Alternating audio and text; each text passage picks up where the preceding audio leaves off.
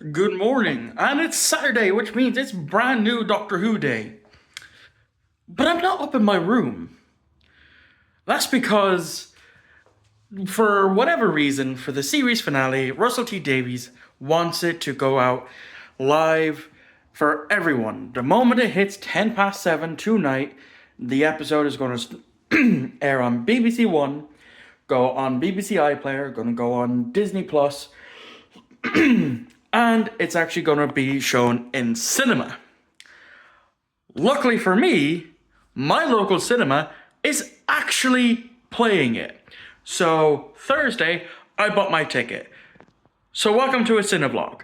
So for those random Doctor Who fans who have just stumbled across my videos, what is a Cinevlog? Well, normally for me, when I go to the cinema to see a movie now, I make a video out of it. So I'll do a vlog of, sometimes throughout my day, just a little bit here and then, as well as the journey to go to my local cinema. And then when I get home after watching the movie, that's when my review will kick in. So if you just want to jump straight to my review portion of the video, by all means, you should be able to tell by scrolling ahead on the bar there to figure out when exactly I'm going to start talking about the reality war. So yeah, it's currently 10:30, so I have a good bit to go because actually my cinema is doing a double feature. So it's going to start with the last week's episode, so gonna be rewatching that, and then it's going to jump into the reality war. So it starts at 6, so 40 minutes give or take about 10 minutes after the episode is done, or maybe even a little bit less because of 17 minutes worth of ads, and I've been timing it lately, and it is about 17 minutes worth of ads to get into it. So yeah, also tickets were fucking expensive for this, like nearly €20 just to go see, just because it's a live event, when standard movie tickets are a tenner. So, oh well. I wanted to go do it because this is the first time that's ever happened for Ireland anyway. So obviously I'm gonna go see it. Anyway, gonna go make some breakfast.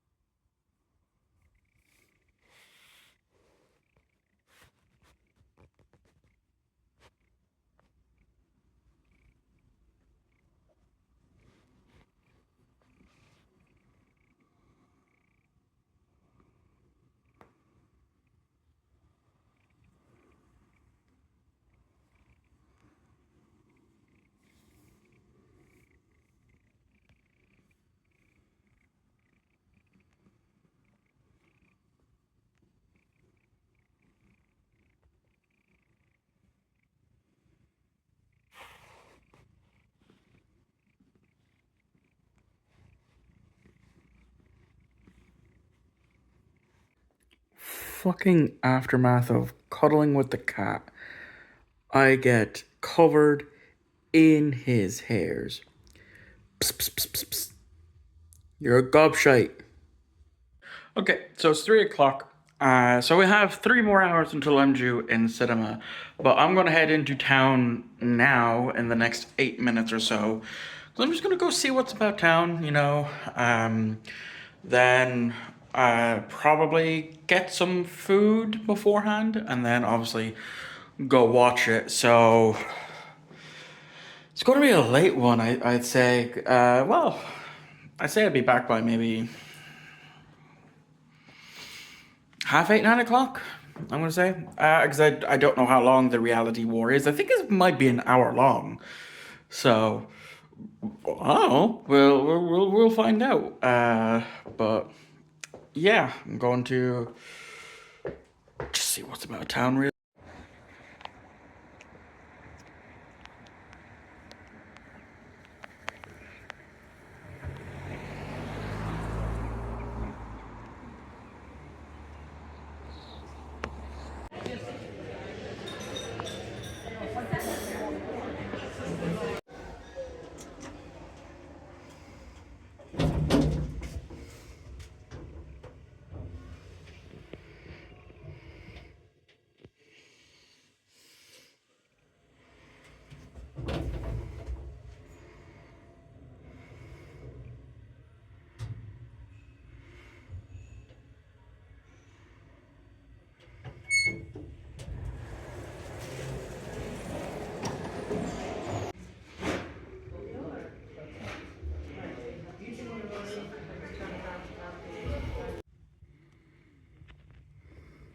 and spinal cord. Symptoms vary widely, from fatigue and vision issues to cognitive changes and mobility challenges. No two. He wins the 5 boroughs every year. It's the biggest tournament in the city. In life, you have only one question. Is it worth fighting for it or not? I'm sorry, Val. I couldn't stop it.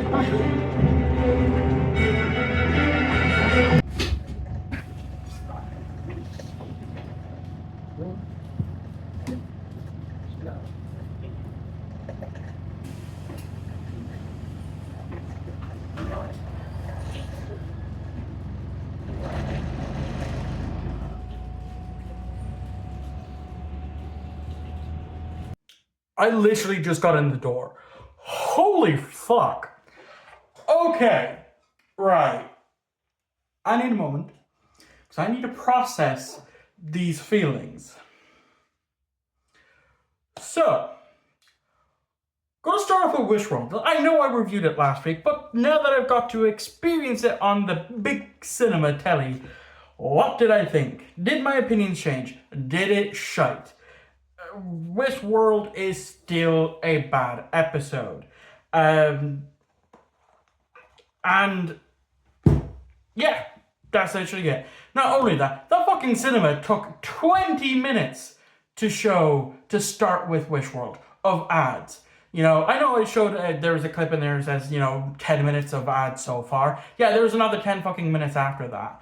So basically, we ended up going into the episode 14 minutes late.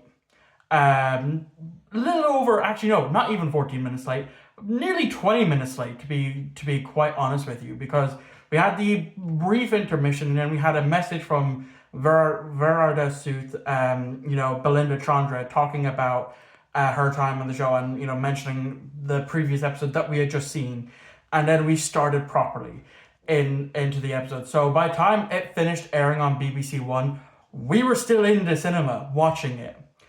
Now, The Reality War is a shit episode. I'm sorry, it just is. Everything gets wrapped up super fucking quickly. But there's still some surprises that I did not expect. And one that I'm so annoyed that I got spoiled on. Not thinking that it was a spoiler. I thought it was just a meme. But I'll get to that. So, yeah, the episode basically picks up where Anita, the woman from Joy to the World, the really bad Christmas episode of last year. Yeah, she's here, which I literally explained out loud, holy shit, because I was not expecting that, because I enjoyed her. She's one of the more enjoyable aspects of Joy to the World. And then so the Time Hotel is a thing, it's linked to the whole Wish World, timey-wimey bullshit. And we get to see different clips from the era of the show. We start off with the Doctor doing the chess game in the Series 6 finale. Then we also see the third Doctor in one of the Dalek episodes. We also see the Doctor dancing with Rogue. Because Anita fell in love with the Doctor, but when she seen him happy with Rogue, she went and got pregnant by somebody else. But there's also a little something there that gets mentioned towards the end of the episode. And so then, through bringing the Doctor and other people into the Time Hotel, they regain their memories. Because they're obviously out of Wish World. And so they come up with so, the Rani comes, because he does it for UNIT, he fixes them, and then apparently fucking Kate Leppard-Stewart is microchipping her employees to know exactly where they are at any point in the day at the time. Not sure how I feel about that one. It's clear that UNIT does not have human resources, because otherwise that should not have been a thing. Anyway, Rose is here. Rose Temple, yes. And she actually gets a dialogue for once, because she had no dialogue at the end of the finale of last season. She gets a few words this season, and she's just there. I'm sorry, they really underutilized Yasmin Feeney in this. But anyway, of course, the Rani, she shows up turns out how she survived. They're meant. Okay, so I'm confused on this. So it gets mentioned of how the Time Lords get wiped out, and that, because we know that was the Master, he done that, but she she escaped because she had a time bracelet, a time ring.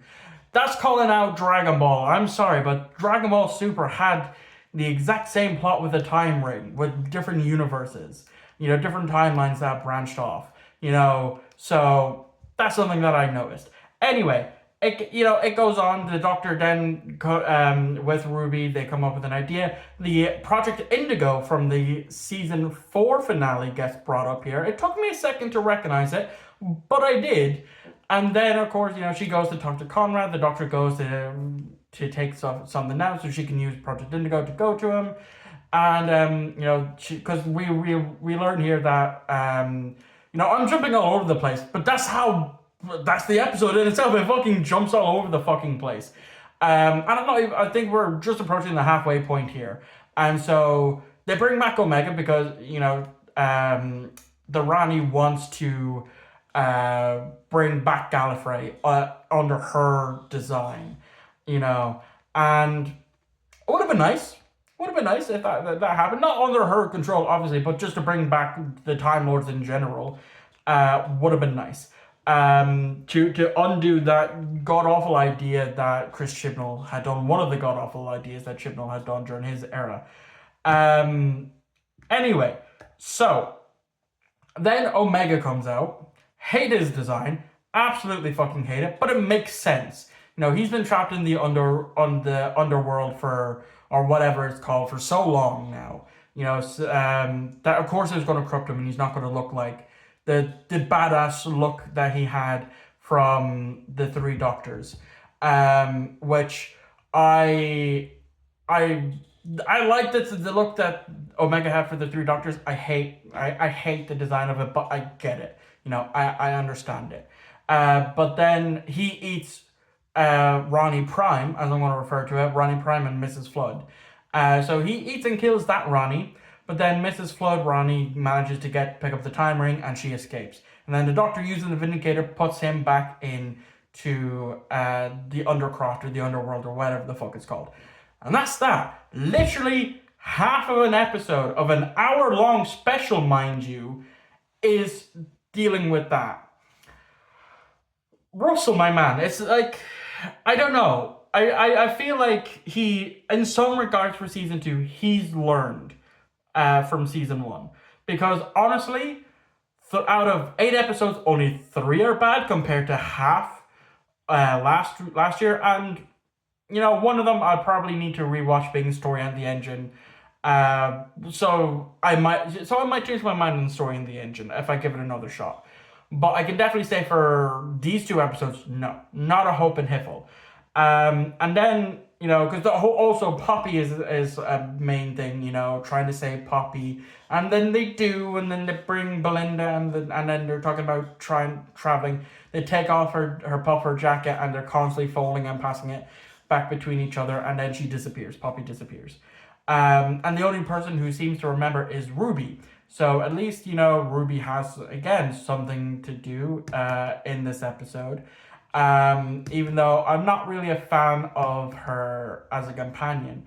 Like with Belinda, we don't get a whole lot of time with her. And so she eventually convinces them that, Poppy does exist, because then they start to remember her, because there's apparently some after effects of the, of the Wish World, where some things are definitely different than what they should be. Poppy being one of them. Poppy should be here. And so then the Doctor goes off to bring her back. And that's going to cause a regeneration. Yes, this is Ncudi's regeneration episode. And it's a shame, because we've had so many great regeneration stories. And then we have this, which isn't great. But with saying that, someone shows up that I was not expecting. And it kind of got me nostalgic in a way. Like, I know I wasn't a fan of her era, but yeah, Jodie Whittaker shows up. And they make a joke about it. Like, he's like, oh, I thought I thought it might be the other guy who keeps coming up, obviously being David Tennant. But I'm happy that we did get to see, 13 again, because to be honest, I do miss her. And because I have rewatched her era twice. And I probably will go to rewatch it a third time. And I probably will end up falling in love with that era eventually. Because I do like her. I do like her Doctor. And I was happy to see it. And then so he, because she's there to kind of try and stop him from doing that type of thing, timey-wimey situation. And the poor Tasman shippers. The poor Tasman shippers. You are fucked. You are never going to have a happy ending. Because, the Doctor stops her and says that he loves her incarnation of the Doctor. And she responds, oh, do I say that now? It's like, I should probably say that to Yaz. And the Doctor's like, oh, no, you don't tell Yaz. And she knows, but you don't tell her. And, I could hear all the Tasman shippers' hearts crashing to dust on that one. Because, once again, it's being dangled like keys in front of our faces. That it's never going to happen. And so then, the Doctor wakes back up and we get the twist that Poppy was Belinda's daughter to begin with. Because it's mentioned in the episode, but she's actually 100% human.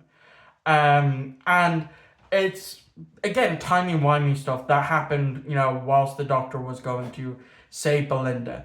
The time fracture that split into the two different timelines. Where she doesn't have a daughter, where Belinda doesn't have a daughter, and the one where she does, because we get played clips of, again, from the past season, where she's like, I need to get back to before May the 24th at 7:30 a.m. because she's a night nurse, and so she works nights, and so it's her parents that are looking after Poppy. And so that breaks the Doctor's heart, because we also learn, sorry that I'm only mentioning it now, because again, that's just how all over the episode is, that Time Lords are sterile because of something that happened. Which then Susan, because we again, Russell is just dangling Susan in front of us, and we don't have a proper resolution for that. But then, of course, he eventually goes off and he's like, I don't want to do this regeneration alone. And he goes and stands in front of Joy. Remember Joy from Joy to the World? That god-awful Christmas episode? Yeah, she's around in star form. And then the Doctor regenerates. And this is where I wish... It was still a surprise, but I wish I hadn't have seen it as a meme. Where the next Doctor is none other than Billie Piper. Rose Tyler, aka the Bad Wolf, is the 16th Doctor. I flipped out at that point in the cinema. Brandon, remember, I was in the cinema for this. All of this that you're seeing, I had to contain whilst I was in the cinema. Some bits leaked out, like where I literally, as I said the holy shit moment of Anita showing up. But not only that, but then again, the whole Rose thing. And I was like, oh shit, it's real. And then, episode ends. And then, of course, we get the trailer for The Land Between the Land and the Sea. And I gotta say, that's not a fucking sea devil. I literally said that out loud as the trailer was going. I was like, that's not a fucking sea devil. Because I'm not now looking forward to that. I want to love the show. I really do. And it's tested my patience. It really is, with just sloppy writing. Please, first, Russell, if you're watching this, for the love of God, extend the episode count. Extend it from 8 episodes back to 13. Please, for the love of God. We need it. We're not doing good on the 8 episode count here. We aren't. We need the 13 episodes to flesh these things out. Because again, I can't remember if I said this last week, but we seen Belinda 8 weeks ago. And like that, it's at the finale, and she's gone again. Like, seriously, like, the actress is a good actress, but you're not giving her the material. You're not making me be connected to her or to Ruby. And it needs the 13 episodes. Doctor Who needs the 13 episodes. It really fucking does.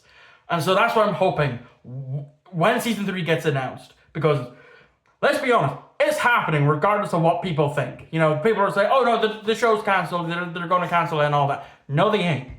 They really fucking ain't. You know, if they were going to cancel it, why cast Billie Piper as the Doctor? You know? So, we need the 13 episodes again. We do. We really fucking do. The Disney budget is there, Russell. Assuming that they continue on. You know, go back to the 13 episodes. Please, for the love of God, we need them. We really fucking do. Season 2 was a good season. It was a massive improvement over last year's season. I can tell you that much. I enjoyed it. I felt like I was enjoying Doctor Who again. You know, the Robot Revolution was good. Was it great? No. Was it shit? Also no. Lux was amazing. The Well was phenomenal. Lucky Day was great. The Story in the Engine was okay. The Interstellar Song Contest was really good. And then the 2-part finale sucked. Probably even worse than The Empire of Death and The Legend of Ruby Sunday. I'm not going to lie. It probably did. But that's going to be that. That has been my review. Let me know what you thought of this episode in the comments down below, because I've been ranting for 16 fucking minutes. So yeah, thank you all for watching. I hope you enjoyed. I'll see you tomorrow, because I'm starting something new on the channel, where I'm going to be, for the entire month of June, doing the 30-day movie challenge once again. And I'll explain why I'm doing it again tomorrow at 3 p.m. I hope to see you there. If you love Doctor Who, subscribe. Starting in July, I'm going to bring back some Doctor Who reviews. I really do want to actually rewatch the Jodie Whittaker era, give that a third try. You know, third time's the charm and all that. But yeah, it also means, hold on. Where is it? Where is she? Like, it means I already have a 16th Doctor toy already, because I have this Rose Tyler toy. So technically, 16th Doctor. Anyway, that's going to wrap this up. I'll see you all on the next video. I'm going to go lay down. I need to fucking lay down after all this. I'll see you all next time.